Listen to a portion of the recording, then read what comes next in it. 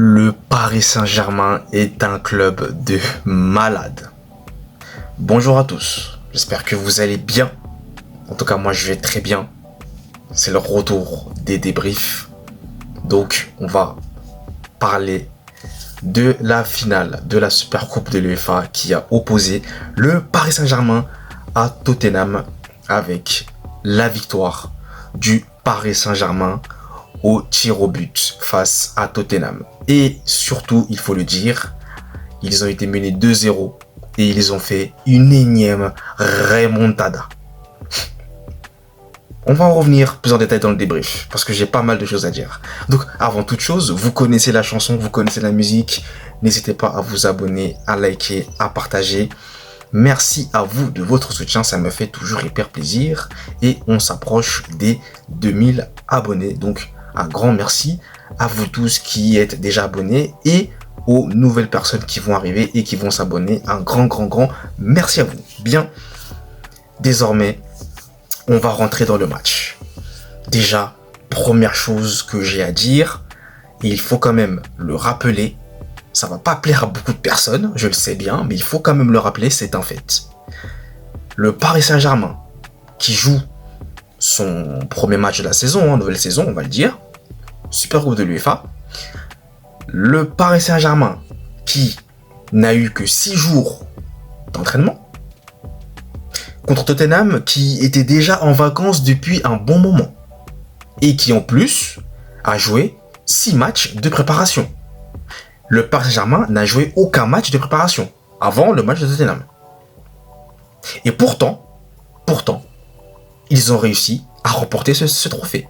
Donc déjà, un grand bravo à eux. Mais ça n'a pas été simple.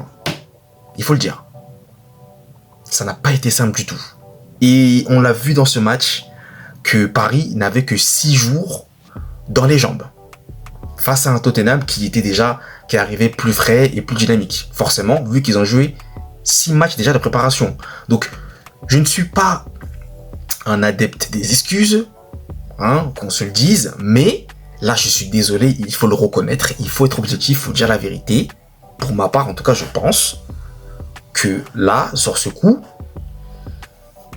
si Paris aurait perdu, en vrai, je pense que on n'aurait pas pu leur en vouloir.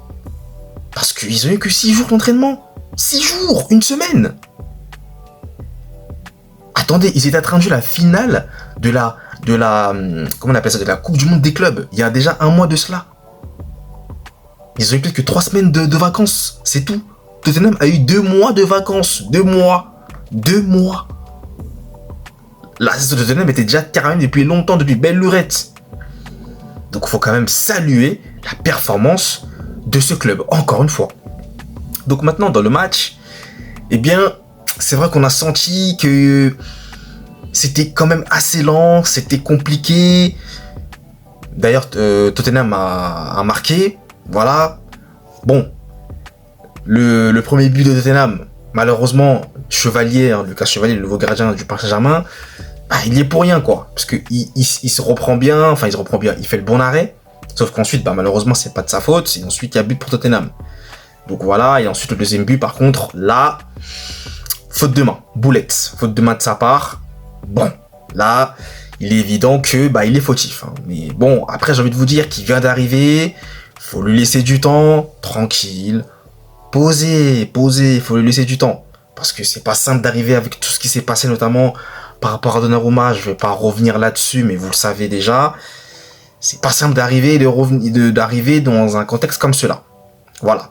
Mais en tout cas, pour Lucas Chevalier, ce qui a sauvé la vie, c'est surtout le fait que le Paris Saint-Germain, en deuxième mi-temps, heureusement qu'ils sont refait encore une remontada. Venu de nulle part, alors qu'il restait pas beaucoup de temps, quoi. Mais Paris est revenu dans le match. Il restait peut-être 5-6 minutes, je crois. Paris est quand même revenu dans le match. Frappe superbe de Lee Kang-in. D'ailleurs, j'allais oublier de vous le dire, mais les changements de Luis Enrique, les 4 changements là, Mbaye, Lee Kang-in, Gonzalo Ramos et Fabien Ruiz, masterclass des coaching gagnants, Ça, c'est ce qu'on appelle un coaching gagnant de Monsieur Luis Enrique. Exceptionnel, les entrées en jeu de ces 4 joueurs. Ils ont tous eu leur impact à leur niveau, ils ont tous apporté à leur niveau.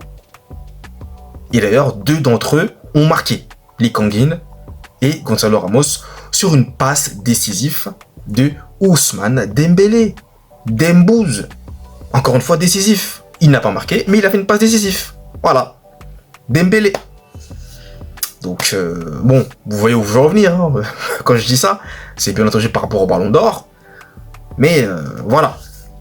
Donc, pour parler du match, c'est vrai que là, Paris sortait déjà d'une défaite en finale, de la Coupe du Monde des clubs contre un club anglais, à savoir Chelsea. Donc là, contre Tottenham, c'était très mal parti. On n'était pas loin de la défaite. On n'était vraiment pas loin.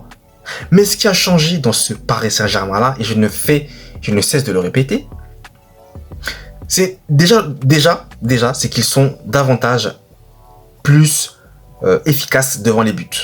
La finition, maintenant, ça y est, ils l'ont. Mais ce qui a changé, et ça je ne l'avais pas souvent dit, mais ce qui a changé, c'est là-dedans, messieurs, dames. Oui, le mental. Le mental du Paris Saint-Germain. Je pense que depuis Manchester City en Ligue des Champions, moi je pense, c'est à ce moment-là que le déclic s'est passé. Il y a quelque chose qui a shifté, il y a quelque chose qui a changé. Il y a quelque chose qui a changé. Ce Paris Saint-Germain-là, il est vraiment, vraiment exceptionnel. Les ressources mentales pour revenir, arracher ses tirs au but. Non, franchement, j'applaudis. Bravo Paris. Vraiment, c'est la meilleure équipe du monde actuelle. Et il continue de le confirmer. Exceptionnel. Donc tout n'a pas été rose pour Paris dans ce match. Faut le dire aussi. Tout n'a pas été rose. C'était très compliqué. Il y a eu pas mal de joueurs qui ont eu des difficultés, notamment Désiré Doué. J'ai trouvé c'était compliqué, surtout au niveau des passes. Parfois, il y avait des balles perdues. Pareil pour Ousmane Dembélé, mais il était plutôt, je dirais qu'il a été bon, mais pas non plus exceptionnel. Il a eu lui aussi des pertes de balles. Il y a qui d'autre également. Achraf Hakimi, c'était aussi un peu compliqué. Nuno Mendes, un peu compliqué aussi. Mais Paris, voilà. A su chercher les ressources mentales pour revenir et faire une énième remontada. C'est tout simplement exceptionnel ce qu'ils ont réussi une fois de plus encore à réaliser. C'est exceptionnel. Voilà, tout simplement, c'est incroyable. Et Paris donc commence leur nouvelle saison par un trophée majeur, à savoir la Supercoupe d'Europe. Incroyable. Incroyable. Et Lucas Chevalier, qui avait fait une boulette sur le deuxième but, eh bien, il s'est bien repris lors de la séance des tirs au but, puisqu'il a arrêté un penalty. Donc, Lucas Chevalier, moi, je vous le dis, ça va être intéressant lorsqu'il y aura des tirs au but. Ça va être très, très, très intéressant. Mais c'est vrai qu'il aurait pu...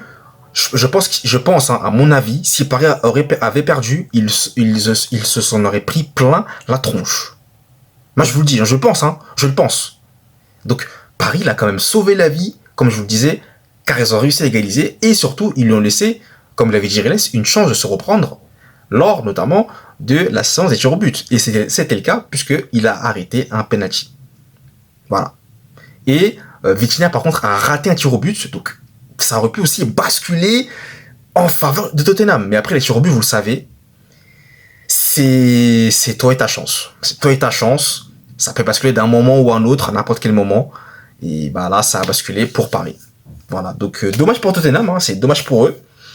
Mais Paris... Parce que Tottenham aussi, ils avaient un peu arrêté de jouer. À un moment, ils étaient un peu trop dans leur cage, dans leur camp. Et Paris, quand tu les laisses jouer, et toi, t'es dans leur camp, c'est comme le Barça. Ils vont t'attaquer. Ils vont te lancer des offensives de partout. Jusqu'à ce que tu craques. Et surtout qu'en plus, là, on était en fin de match, là, la fatigue se ressentait. Littéralement. Et Paris était vraiment... Mais ils étaient à fond. Ils poussaient jusqu'au bout. Et voilà. Tottenham a fini par craquer. Donc voilà, hein, Paris qui remporte donc son premier trophée de la saison, et Paris qui repart donc sur de nouvelles bases encore une fois, très très fortes, très très solides. Donc chapeau à eux, bravo à eux en tout cas. Et puis voilà, hein, je pense que j'ai tout dit dans ce débrief. Donc dites-moi dans les commentaires si j'ai oublié quelque chose ou si vous avez des choses à rajouter. Dites-le moi en tout cas. En tout cas, moi je vous laisse. Je dis souvent en tout cas, hein, c'est un tic, je suis désolé. Mais je vous laisse. Merci à vous d'avoir suivi le débrief jusqu'à la fin et nous on se retrouve très très vite. Allez, peace!